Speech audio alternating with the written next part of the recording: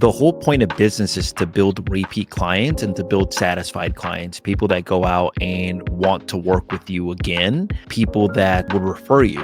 And it's really hard to build a business if you're providing poor service, because people nowadays will go online. I'm shopping for a barn right now, and one of the companies is very nonchalant. He's like, shopping for a barn right now.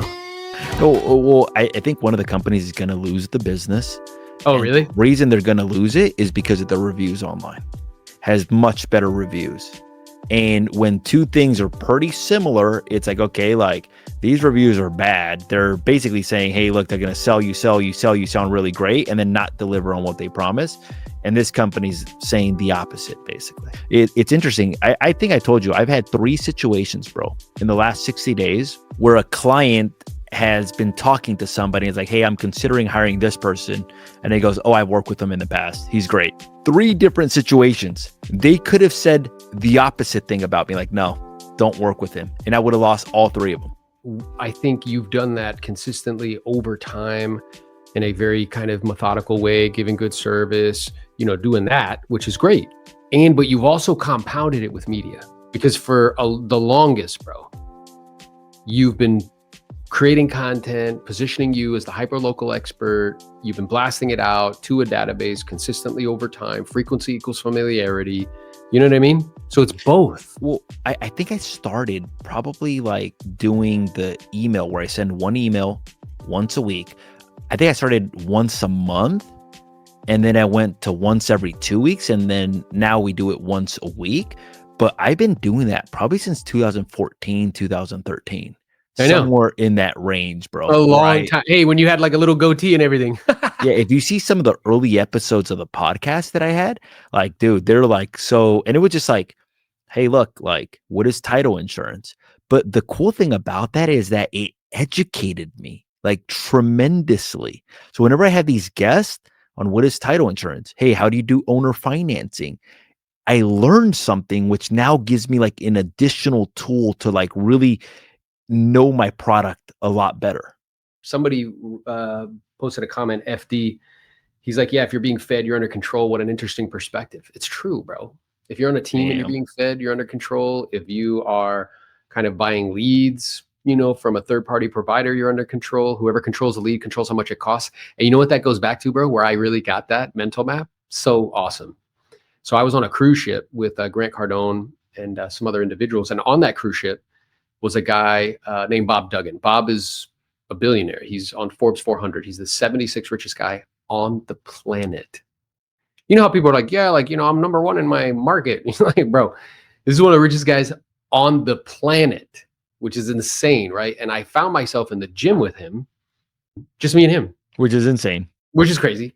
And I heard my wife, like, because I'm like, I don't know if I want to bother him, but I heard my wife like, bro, you have to go talk to him. Like, you have to. You owe it to yourself and anybody else who looks to you for guidance. Yeah, when else are you going to get that type of... When else are you going to get that opportunity? So I go up to him, I'm like, hey, Bob, hopefully I'm not disturbing you. Is it okay if I ask you a few questions? He's like, yeah, what's up? And I asked him, like, look, you've clearly been successful in various different areas of in your life, very different industries. His first company was a cookie company that he sold for like 20 million. Then he got into like pharmaceuticals and bioengineering. Like, and he doesn't even have degrees in that stuff. I was like, how do you determine what's worth stacking resources on? Because a CEO's job is to, make decisions around deployment of resources, human and financial. And he looked right at me, Jose, and he was like, control equals money. Figure out what you have control over and double down on it and keep tweaking it and making it better. That's interesting. So do you have control over what Zillow does? No. Do you have control over how much they charge for the leads? No. Do you have control over consumers going online before they call you? No. You don't have control over any of that. Do you have control over interest rates? No. Do you have control over if Compass buys this company? No. Do you have control over what MLS systems do? No. You don't have control over any of that. You know what you do have control over? You completely have control over your skills. You completely have control over what lead sources you choose to stack time on top of that are independent of large referral fees and any of these other players that are pushing into your space trying to take money off the table. You have complete control over what you do from the time you wake up to the time you go to bed. You have complete control over what you put into your head. You have complete control whether or not you develop systems or not. You have complete control whether or not you learn how to do the media thing and push through, having nobody watch for an extended period of time. My son told me there's a famous YouTuber or streamer. His name is Jinxie, and he plays video games. Bro, now he makes like crazy amounts of money, like millions of dollars a year as a streamer. For the first year of streaming, Jose, for a whole year, every single day, the only person that was on his streams was his dad. He streamed for hours and there was nobody watching, just his dad, right? It's amazing. So you have control over that. I was the guy who made fun of people who did media 4 or 5 years ago. Now they have me in front of the best of the company, the top 169 agents, teaching them media because I learned something new. So if you focus on what you have control over, double down on it. Because if you do what's easy, your life becomes hard. But if you do what's hard, your life becomes easy. Yeah. And I'll tell you this, like if you don't stay in front of people, if you don't focus on building relationships, if you don't follow up, somebody else is going to follow up. I had one of my wife's family members who was telling me at a family event, and he was like, "Hey, look, like I'm actually getting pre-qualified and I would like to work with you if you would even take me on as a client." Like almost like basically saying, "Hey, I know you're busy. If you would consider helping me, like I would be very open to you working with me." And I don't know why, but I never followed up like after that conversation. And then we find out recently that they're in escrow. And what popped in my head, I'm like, look, if you don't follow up, and I've got like a couple leads that right now that I'm just like aggressively following up with them because I know that and I took a listing yesterday and it was because aggressive follow up, meaning like staying in touch with them. It was funny. I asked him why he did business with me, and he was just like, "Look, to be honest, like I just got really busy, and your track record is great, but I never even ended up talking to the other agents." So I stayed in contact so much that it was just like, "Hey, look, this is almost like Jose, this is the easiest thing to do, basically for me. Like you're great and everything, but it's the easiest thing to do." But it had to do with the follow up and having conversations with them and staying in front of them. Um, but if you aren't doing that, if you aren't touching base with people, aren't following up with people that are expressing interest in buying or selling, it doesn't matter if they're your family members. It doesn't matter if they're your best friends. If somebody else is feeling that need, that person's going to get the business. I think Just then $20,000 lost, no big that's deal, a light work. You can afford it. Again, I just want everybody, don't get super afraid. It's okay. The number one repeated verse in the Bible is don't be afraid. Number two is, I am with you. And number three is God is good. Like if we calm down the noise, I know it can, get us all riled up. We have a competitive advantage and we should be doubling down on it. They can't do, relationships, and they can't do community. We can do that. We just need to learn how to do it better. We need to learn how to make data-driven decisions around lead sources, get the skills that are required in order to take advantage of those lead sources at the highest possible level, get systems in place so you can do that in volume, get into this media thing so you can become somebody who's trusted. You know what it's kind of like, Jose? So like if you've ever been somewhere where there's a lot of people, like you don't know anybody, you're constantly like looking for somebody that you might know. But when you see that person, you're like, oh, I know that person. You go right over to them right away. It's because there's some level of trust with them. Because of media now, that's what happens. You could be in a sea of billions of people, but they're like, oh, I know Jose. I get emails from him all the time. Oh, I see his truck all the time. Like, oh, my sister did a deal with him. Like, I know him. I can trust him. And that's the thing that I think everybody in business, not just real estate agents, but everybody should be really, really doubling down on, is building a community and building a brand, because those two things build trust. And that'll earn you way more business than, people scraping data. You know what I'm saying? Yeah. I think also like when you build trust, I've been involved in a couple recent sales processes where Mhm. I'm the consumer, basically. Mm. I've taken a step back and be like, okay, like what is it about this person that I like?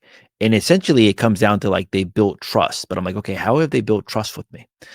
And one of the guys educated me and he had options. There was one company that only had one product, and anytime I'd ask him a question, it would be like a very like smirky response, very short. And then the other guy, I would ask him a question and he'd be like, "Let me show you." And then he educated me and I'm like, "Dude, for some reason I trust this person a lot more." Not only that, he gave me both options. He's like, "Look, I don't care if you buy the red iron barn or if you buy the open trust. We offer both of them. It's just determining which one is better for your situation." So he knew his product. He knew both products. I asked the other guy today, I'm like, "Hey, what are your thoughts on open trust system?" Could not tell me one thing about it. I'm like, hey, the other guy told me this. What are your thoughts on that? Nothing. So I'll kind of share with you guys what I've done to kind of stay in front of people. So if you read the Real Estate Millionaire Agent book, I don't remember the exact name, by Gary Keller, he talks about having different points. So I'll ask you, be like, hey, what's the first fast food restaurant that you can think of? Most people would say McDonald's. Then I'll ask you, hey, what's the first soda company that you could think of? Most people would say Coca-Cola. Why is that? Why is it that when I ask people, what's the first fast food restaurant that you could think of? Most people say McDonald's. And when I say, what's the first soda company? Most people say Coca-Cola. The reason that is because they've got a plan to stay in front of you. They are literally everywhere. So let's compare. Let's say you're an agent, right? And your only mechanism of staying in front of people is calling them once a year, or let's say once a quarter, right? They get a phone call from you once a quarter. And that's 4 touches in a year, right? Now, let's say you said, okay, I'm going to be the Coca-Cola or I'm going to be the McDonald's. I'm going to build different touches with people to be able to stay in front of them. And let's say you have a campaign to stay in front of them 100 times in a year with 100 different touches. Who do you think is going to win that battle? Yeah. You think the agent that stays in touch with them 4 times a year? Or do you think the agent that has 100 different touches? So that's basically what I created. I created a campaign where I stay in front of people and I touch them at different points. So the weekly email, that's a weekly email. There's 52 weeks in a year. We don't miss a single email in a week. That's 52 touches right there. That doesn't mean that they're going to see that all the time, but that's 52 touches. Let's say I have a moving truck and a dump truck, and let's say they see it on the freeway. Dude, that could be another 2 to 3 touches a year. Let's say that's another 4 touches. Let's say that I have those little banner ads that you see online, and every website that they go, my advertisement comes on saying, hey, need a cash offer? Or, hey, looking to buy or sell? Dude, that could be another 20 touches in a year. Let's say I call them once a quarter. That's 4 additional touches. Let's say I text twice a year. Let's say I have an event twice a year. If you start adding all those different touches, that's 52 plus 4 plus 20. That's 72, 78, 82, 84. That's 86 different touches. Now, let's say that I follow them on social media and they follow me on social media. Dude, that could be another 20 touches right there in a year. So it's creating a plan, having control of a plan and being like, okay, how am I going to be that person that stays in front of them? And when I stay in front of them, like, what is going to be their perception of me? Like, are they going to look at me like I'm staying in front of them just drunk at a party? Or are they going to be like, no, this guy, like, everything that he does is professional, respectful, and he knows what he's talking about? Because you got to be careful too about your touches as well too. You don't want to like build the wrong type of brand. That's right. You don't want to be known as the guy who's like, a good time, but you can't trust them. Yeah.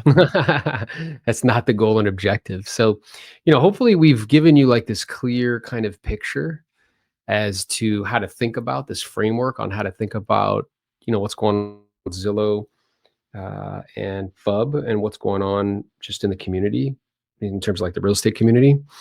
I think the main takeaway is, again, like, control equals money. All these other things we don't have control over. We just don't. So double down on the things that you do have control over. Double down on your skills, double down on lead sources. And if you need help with those, DM me or Jose. We'll show you which ones are working in today's marketplace that have high densities and motivated qualified sellers. Double down on what you need to learn in order to take advantage of those. Learn about systems so you can do it in volume. And then learn the media game. So that way you can become a trusted local advisor. If you do these things, guys, you will get your unfair share of the business. You'll be one of the top agents in your market. So don't worry about the things that you have control over. Worry about the things you do. There's there's things that you have like some control, the trichotomy of control. There's things you have some control over, but not complete. There's things you have complete control over, which are very few and far between. And there's things that you have no control over, which are most things. Most of the times we get all upset about things we have no control over or some control and not complete. Instead of that, Just focus on the things you have complete control over. You know what's interesting too? I did a call for you, and I led the call for you this Oh week. yeah, how'd that go? It went well, but I've noticed this trend that like I'll tell people like, hey, look, generating the lead is the easy part. The part that we Mhm. need to work on is the conversion part. And a lot of people overestimate their ability to be able to convert. They're like, oh no, I've got that part down and stuff like that. And then I'll start talking to them, and I'm like, there's room for improvement. Like there's different layers and different levels of Yeah, it but they that want to like egotistically or with pride be like, no, no, no, no, like no, that's no, good. I've got that part taken care of. Hey, do you remember the guy on the call? He's like, yeah, I think I'm as good as Jose. I'm like, don't do that, bro. Don't do that. And I think what happens sometimes, I think too, is that when a market's not like overly competitive, like you think that your conversion is really high, but the reality is that you don't have like very worthy competitors in that niche or whatever niche you're targeting. But the challenge is that you have to be prepared so when those competitors come, because eventually they're going to come. Let's go. Let's go. Let's go be great. We'll talk soon. Peace. Bye.